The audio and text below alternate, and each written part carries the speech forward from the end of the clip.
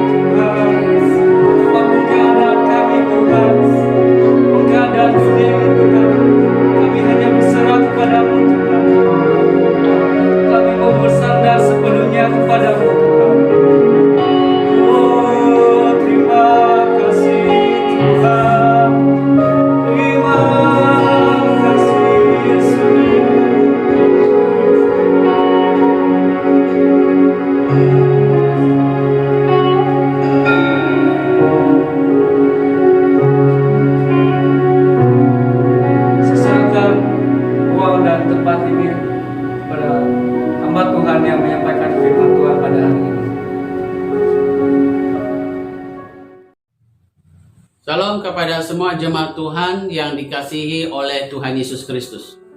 Kita mengucap syukur karena berpeluang untuk mendengar Tuhan berbicara kepada kita melalui firman-Nya. Firman Tuhan yang saya akan bawa bertema penyertaan Tuhan sumber kekuatan. Dan tema ini akan saya bicarakan berdasarkan kepada Kitab Ulangan pasal yang ke-31 ayat 1 sampai ayat yang ke-8. Saya akan membaca teks ini daripada terjemahan baru. Demikianlah firman Tuhan. Kemudian pergilah Musa, lalu mengatakan segala perkataan ini kepada seluruh orang Israel.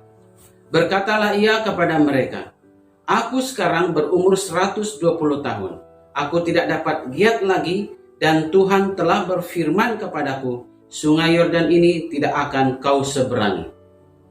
Tuhan Allahmu, dialah yang akan menyeberang di depanmu, dialah yang akan memunahkan bangsa-bangsa itu dari hadapanmu, sehingga engkau dapat memiliki negeri mereka. Yosua, dialah yang akan menyeberang di depanmu seperti yang difirmankan Tuhan.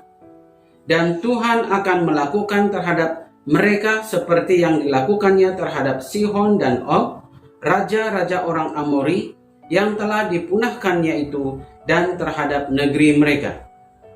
Tuhan akan menyerahkan mereka kepadamu, dan haruslah kamu melakukan kepada mereka tepat seperti perintah yang kusampaikan kepadamu. Kuatkan dan teguhkanlah hatimu, janganlah takut dan jangan gemetar kerana mereka. Sebab Tuhan Allahmu, dialah yang berjalan menyertai engkau. Dia tidak akan membiarkan engkau dan tidak akan meninggalkan engkau." Lalu Musa memanggil Yosua dan berkata kepadanya di depan seluruh orang Israel, "Kuatkan dan teguhkanlah hatimu, sebab engkau akan masuk bersama-sama dengan bangsa ini ke negeri yang dijanjikan Tuhan dengan sumpah kepada nenek moyang mereka untuk memberikannya kepada mereka, dan engkau akan memimpin mereka sampai mereka memilikinya. Sebab Tuhan, Dia sendiri akan berjalan di depanmu. Dia sendiri akan menyertai engkau. Dia tidak akan membiarkan engkau dan tidak akan meninggalkan engkau. Janganlah takut dan janganlah patah hati." Demikianlah pembacaan kita. Saudara-saudara di dalam Tuhan, penekanan di dalam tema ini adalah menitik beratkan tentang kehadiran Tuhan dan penyertaan-Nya yang menjadi sumber untuk kita memperoleh kekuatan dan kemenangan dalam kehidupan kita pada saat kita menghadapi kesukaran dalam dunia ini. Perkataan sumber di sini menunjukkan bahwa dalam kehadiran Tuhan itu, dalam penyertaan Tuhan itu sendiri, kita akan memperolehi segala sesuatu yang kita perlukan bagi kehidupan, baik itu secara rohani maupun secara fisikal. Sejarah mengisahkan bahwa setelah bangsa Israel diperhambakan di Mesir sekitar 400 tahun, Tuhan berkenan membebaskan bangsa itu dan mereka dipimpin oleh Musa hambanya di padang belantara selama 40 tahun. Menurut pembacaan kita, bangsa itu sekarang berhadapan dengan tanah perjanjian atau dengan Kanaan yang hanya dipisahkan oleh Sungai Yordan. Untuk merebut Kanaan dan mendudukinya, bangsa ini harus menyeberang Sungai Yordan. Tetapi bangsa ini pada ketika ini, mereka merasa berputus asa dan mereka ketakutan sebab Musa telah memberitahu kepada mereka bahwa tugasnya sebagai pemimpin berakhir di sini dan bahwa Tuhan tidak membenarkan dia untuk menyeberangi Sungai Yordan. Dalam keadaan seperti ini, Musa mengambil peranannya untuk menghibur dan menaikkan semangat orang-orang Israel dengan berkata bahwa Tuhan telah memilih Yosua untuk mengganti dia dan memimpin mereka untuk merebut dan menduduki tanah Kanaan. Tujuan khotbah ini adalah untuk mengingatkan kita sebagai umat Tuhan bahwa kehadiran dan penyertaan Tuhan adalah sumber kekuatan bagi kita pada saat kita berhadapan dengan kesukaran hidup. Penyertaan Tuhan, yaitu keikutsertaannya dan penglibatannya secara langsung dalam kehidupan kita, menjadi sebab utama bagi kita untuk menguatkan hati kita, untuk meneguhkan hati kita ketika kita berhadapan dengan kesukaran dalam kehidupan. Saya akan menghurai firman Tuhan ini dalam 2 poin sebagai berikut. Pertama, penyertaan Tuhan adalah sumber kekuatan bagi kita jika kita memiliki sikap yang positif ketika kita berhadapan dengan kesukaran hidup. Ayat 6e dan 7e. Yang kedua, penyertaan Tuhan adalah sumber kekuatan bagi kita pada saat kita memiliki keyakinan dalam hati kita akan janji-janji Tuhan. Ayat 6b dan 8e. Saudara-saudara jemaat Tuhan, 2 poin ini menegaskan bahwa penyertaan Tuhan hanya akan menjadi suatu kenyataan dalam kehidupan kita jika kita memiliki sikap yang positif dan kita memiliki keyakinan akan janji-janji Tuhan. Dari pihak Tuhan, penyertaannya dan janji-janjinya sudah pasti dan tidak akan berubah. Untuk kita mengalami penyertaan Tuhan dan janji-janji Tuhan itu, kita perlu memiliki sikap yang positif, yang sesuai dengan tuntutan Tuhan, dan percaya kepada janji-janjinya. Mari kita mulai dengan poin yang pertama. Penyertaan Tuhan adalah sumber kekuatan bagi kita jika kita memiliki sikap yang positif ketika kita berhadapan dengan kesukaran.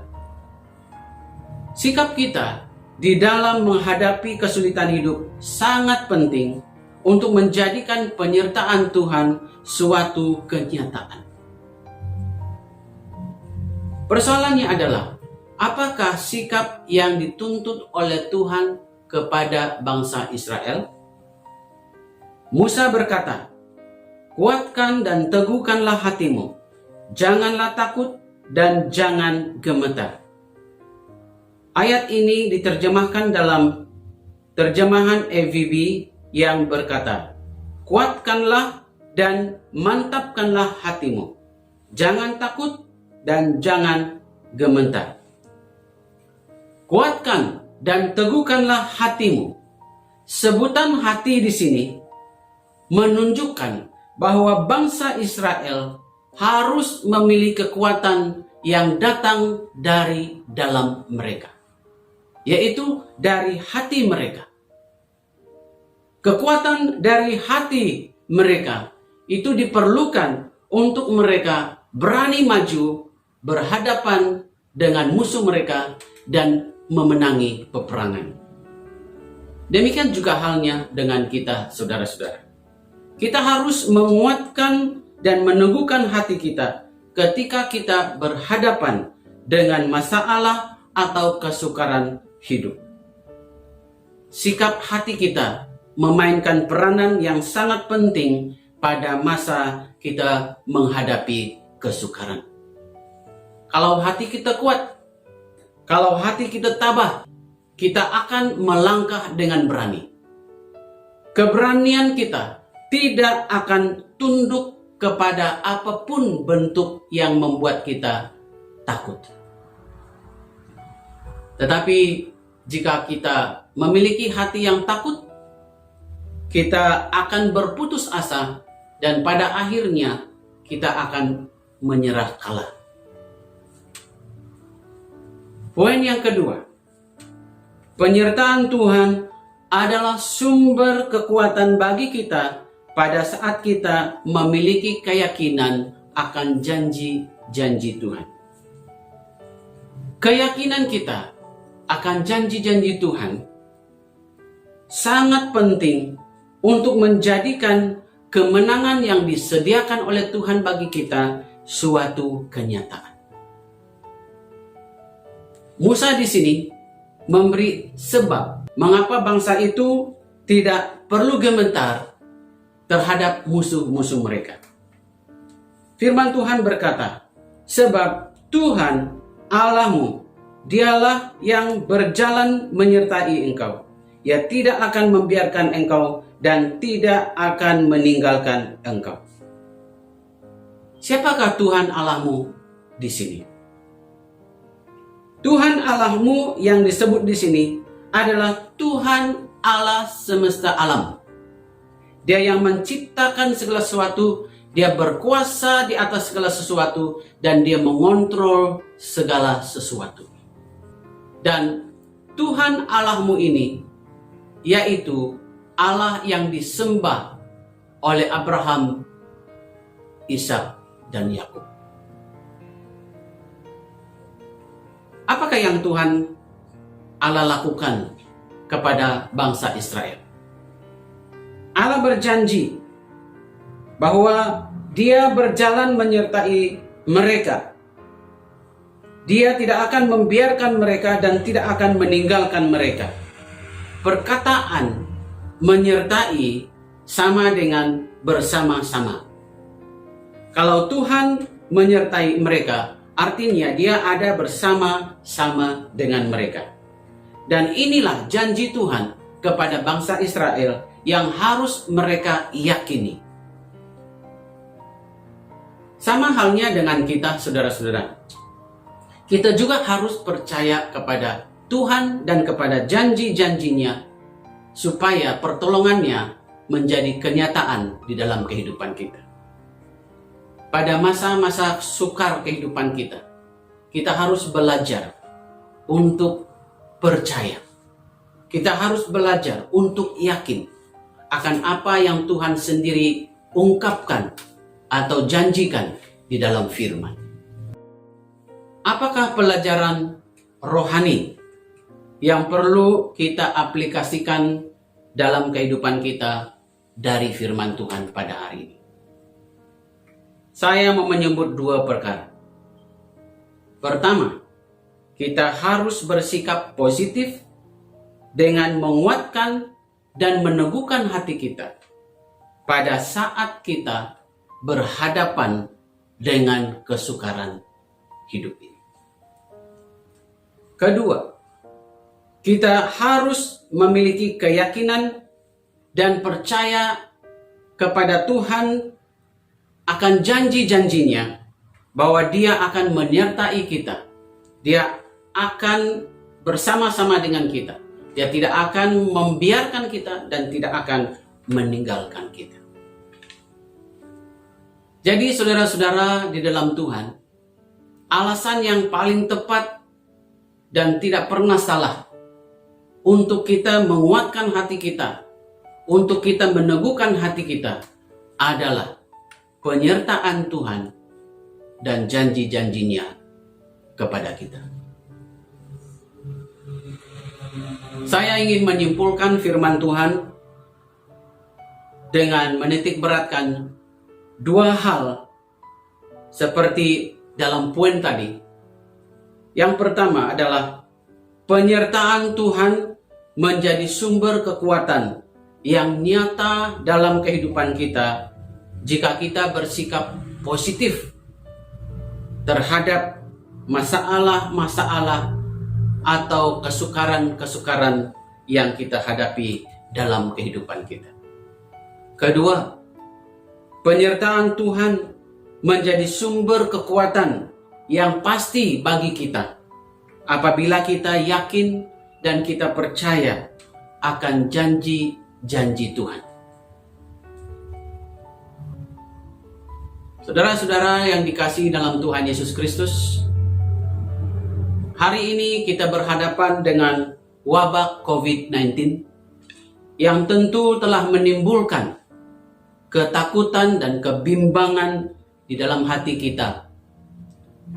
Dalam hal ini kita mengalami juga aspek-aspek lain yang terjejas dalam kehidupan kita akibat daripada wabah ini. Marilah kita menguatkan hati kita, kita meneguhkan hati kita, dan kita yakin akan janji-janji Tuhan pasti digenapi untuk kebaikan kita. Karena Dia adalah Immanuel, Dia Tuhan beserta dengan kita. Tuhan mengasihi kita. Dia tidak akan membiarkan kita dan tidak akan meninggalkan kita. Berarti Tuhan tidak akan berdiam diri ketika Dia melihat kita dalam masalah. Dia tidak akan meninggalkan kita sesaat pun seperti yang Dia janjikan. Tuhan tidak akan menafikan dirinya, dan Dia tidak akan memungkiri janji-janjinya. Dengan ini saudara-saudara di dalam Tuhan, mari kita merefleksi diri kita masing-masing di hadapan firman Tuhan. Kita bertanya kepada diri kita, apakah dalam menghadapi masalah dan kesulitan hidup, kita semakin kuat dan kita semakin teguh? Atau dalam berhadapan dengan masalah-masalah hidup hari ini, kita semakin putus asa dan kita semakin tidak percaya lagi akan janji-janji Tuhan? Anda dan saya perlu memperbaiki diri kita di hadapan Tuhan. Mari kita sama-sama memberi respon kepada firman Tuhan pada hari ini dengan menguatkan hati kita, dengan meneguhkan hati kita, sambil kita berkata kepada Tuhan, Tuhan, saya mengambil keputusan untuk menguatkan hati saya, untuk meneguhkan hati saya, dan untuk tetap percaya kepadamu dan kepada janji-janjimu, bahwa Engkau menyertai saya. Engkau tidak pernah membiarkan saya dan tidak pernah akan meninggalkan saya. Saya akan mengakhiri firman Tuhan pada hari ini dengan mengajak jemaat Tuhan untuk berdoa, supaya firman Tuhan yang kita dengar pada hari ini mengambil tempat di dalam hati kita masing-masing. Dan kita akan mengambil masa juga untuk mendoakan saudara-saudara kita yang sedang berhadapan dengan kesukaran hidup, yang sedang berada di dalam masalah-masalah kehidupan. Mari kita berdoa bersama-sama dan saya akan pimpin kita dalam doa. Bapa yang mengasihi kami di dalam Tuhan Yesus Kristus, oleh Roh Kudus, Dia penolong kami. Terima kasih atas peringatan firman-Mu yang menguatkan dan meneguhkan hati kami, atas janji penyertaan-Mu yang menjadi sumber kekuatan bagi kami dalam menghadapi kesukaran hidup hari ini. Bagi saudara-saudara kami yang sedang berhadapan atau berada dalam masalah dan kesukaran hidup hari ini, ya Tuhan, Engkaulah sumber kekuatan bagi mereka, supaya mereka memiliki sikap yang positif, tetap kuat dan teguh di dalam hati mereka, serta yakin dan percaya bahwa Engkau akan menggenapi janji-janji-Mu bagi kehidupan mereka. Terima kasih karena Engkau setia menyertai kami dan tidak akan membiarkan kami dan tidak akan meninggalkan kami sampai selama-lamanya. Di dalam nama Tuhan Yesus Kristus yang menjadi Tuhan dan Penyelamat kami sudah berdoa. Amin. Tuhan Yesus memberkati.